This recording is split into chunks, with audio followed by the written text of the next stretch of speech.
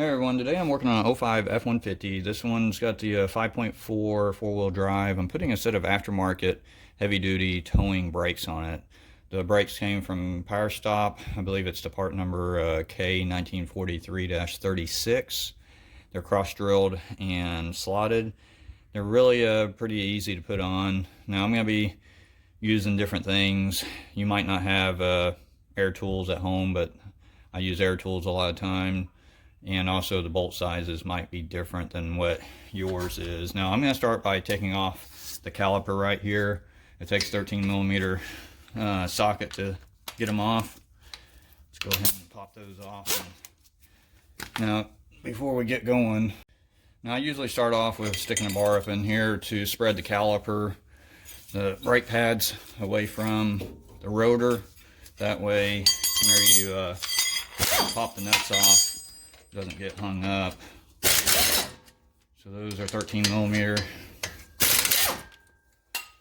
Now I use the jack stand setting on the side. So once you get that loose, you get it off, pull it off. Now I do want to mention that if you don't spread your pads out enough, now you can see right here, you can tell that this has been done for a long time. But if you don't get your pads spread out enough, you're going to crack the caliper piston because it gets hung up on these little notches right there. So make sure if it doesn't come off right away, it's probably because it's catching on that right there. Now this one's been like this for quite a while.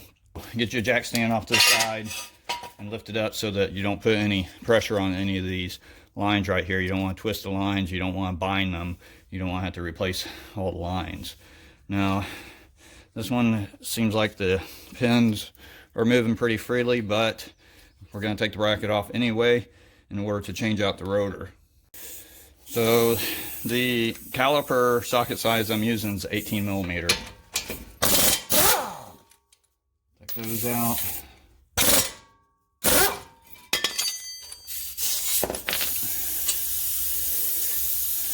You can see where the pads were actually pretty good condition on this one. Now I'm going to go ahead and pop these springs off right here. Not the spring, it's our little guide plates. I'm going to take this over to the bench and I'm going to pull the caliper pins out. I'm going to run a wire brush up in there and make sure they're clean, lube them up, change the little rubber boots on here, and then make sure that this is working properly. Okay, so I have my bracket mounted in a vise. Most of the time you can just pull on them, pull them right out with a rubber boot attached, and then you're going to be replacing this if you've got a complete kit like I did on this one. I'm going to go ahead and clean up this pin right here, get it all nice and clean. So I got the piston pin pretty clean right there. You can see, now you can see the little rubber boot on the end of it. I'm going to go ahead and run a brush like this up into the caliper. And different vehicles have different sizes. You can see this one right here, this is the smaller one. And if you look right there, you can see that's printed, it's for a 410. So, you know, this is the type of brushes I use on pretty much everything, clean out whatever it is. It could be to clean out the thread holes. The other ones, normally I buy them in a set, so you get the whole set and all different sizes. So instead of having to figure out what size that you need, just go get a gun cleaning kit that has all the different sizes, and it works great for automotive cleaning like this. Now once you think that you have it all cleaned out, you can put that pin back in there and see that it moves completely smoothly. Well, now is the time to put some lube on it and put your boot on there. I usually just use some regular brake parts lubricant, and I'll put it on there, put a dab on, and then I spread it out with my finger, get it all nice and lubed. Really on this, it's not that you can put too much. Sometimes it makes it hard to put back in the hole, but you do want to put enough on there to where it doesn't lock up on you, or if it gets some water in there or dirt, that still does what it's supposed to do. So once you get quite a bit on there, you can see how it freely moves in. Now I'm going to put the new boot that came with a kit onto the pin, slide it down, pop it over the edge, and then slide it in the hole. Now usually sometimes you can push this all the way in and get it to pop in, but depending on the brand and everything, sometimes you got to take a small screwdriver. Don't push real hard because you'll break, you know, you'll slice right through the new seal. But you can sit here and spin it.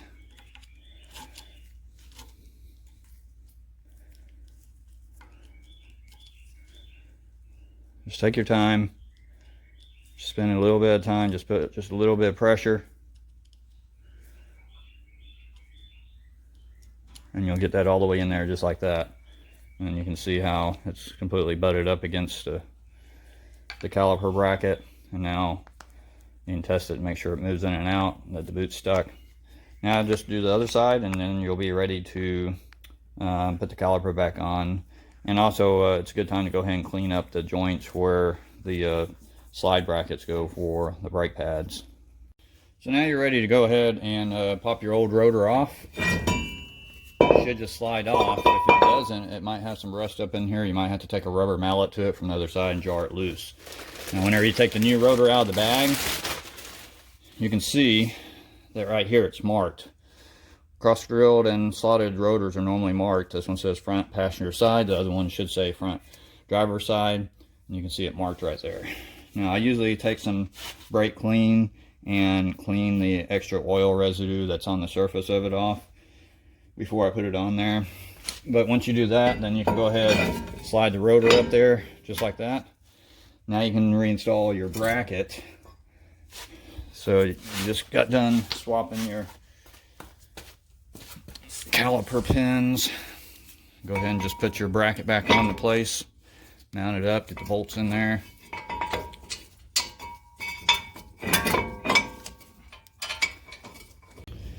Now the kit from Powerstop comes with its own lube, and I like to put a little bit of lube on the very ends right here, and then whenever I put the caliper back on, I'll put the lube on that one. But you can squirt it out. I think this is ceramic style lube. Yeah, it's ceramic silicone brake lube. You can squeeze it out a little bit. Just stick a little bit on each little end like that, and then just kind of spread it out on each side. You don't want to put like an extreme amount on here, just a little bit works. Just like that on both sides. So now you want to snap your pad guides into place.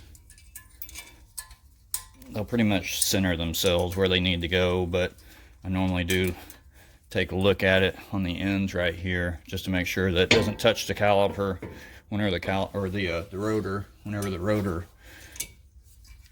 is going up there. Just make sure that they're butted all the way down. Then you can take your brake pads, slide them into the joints or the slots.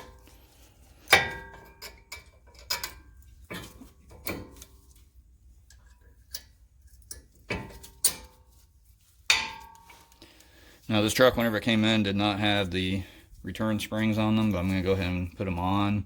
Basically helps spread the pad out away from the rotor whenever you're not on the brake, so that you don't hear any type of scrubbing sound. It helps increase the life of the brake pads also. Majority of the time, I'd probably say 95% of the time whenever I do brakes, these springs are not on there. But I like to put them on because, as you see right here, it spreads the brake pads out. Now sometimes they do pop off like that. You just gotta have to be patient and hold them in there as you're putting the caliper back on. Now on the caliper, we're gonna have to spread the caliper out. I use one of the old brake pads. Let me see. I put one of the old brake pads up here. I like to put a little bit of lubricant on the piston boots just to give them a little bit more of a slick surface. Sometimes they like to tear as you're going back in, and I'd rather not replace it, but I do have certain brake tools that are made, you know, caliper piston return tools, but a C-clamp like this is what most people use at home. So this is what I'm going to show you. You sit there and just start turning it in.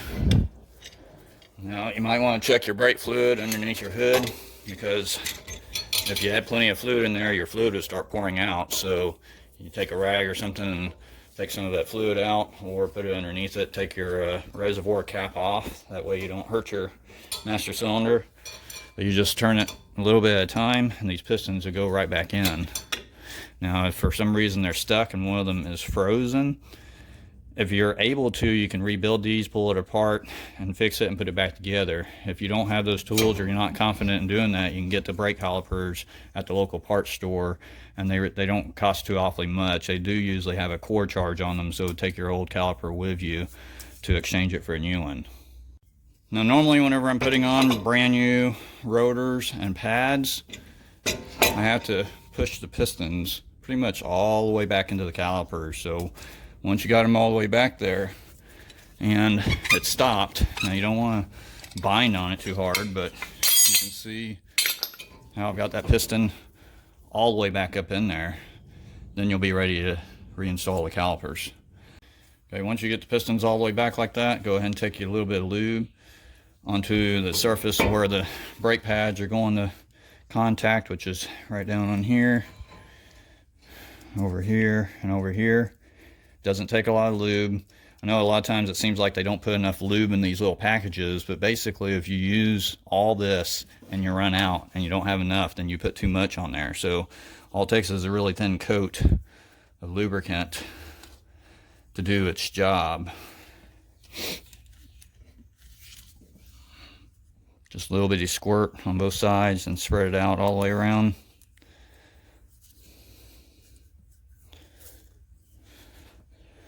Sure it's all nice and even. Once that's done, you'll be able to turn around and readjust the camera. Hold your little pins, your little return springs out, and then this should slide. You might have to push in the brake pad. I usually put the back side on first to hold the brake pad from the back side, and then hold the front one with my finger, and you can see how I got that on right there. And you gotta go over the notches on the new brake pads. So you got the new brake pads right here, and you gotta go over the notches right here on the caliper. So if you don't have your piston pins pushed out enough, then you're not gonna be able to get over that little notch. So you'll go ahead and put them on there.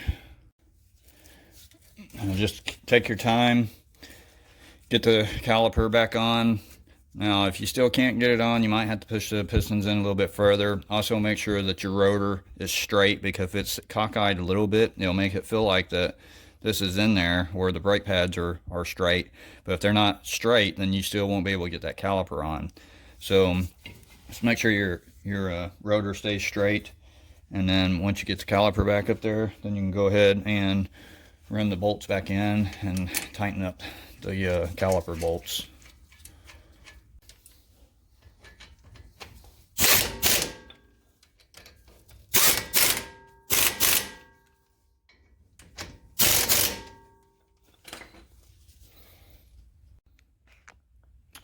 Alright, so once you get that back on, torqued down, you're pretty much ready to put your wheel back on.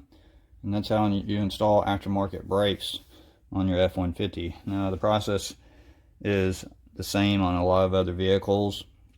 And then a lot of vehicles you have to go through other procedures. Some calipers on other vehicles you got to spin the piston back in to get it to go in.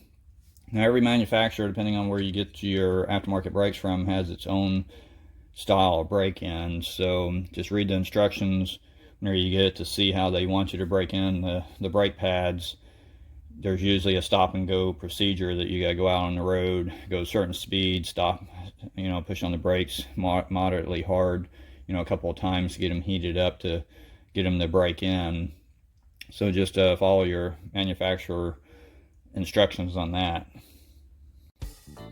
Other than that, I hope my video helped you out today. If you haven't already, please hit that subscribe button for me. Like it, share it. Let me know what you think in the comments below. Keep in mind, every vehicle is different, so your process could be totally different than what I had to do. But stay tuned for more videos, and I will see you in the next one. Thanks for watching again, everyone. Are you sure? I don't know. I was asking you. Does it feel like it's jerking? No. My.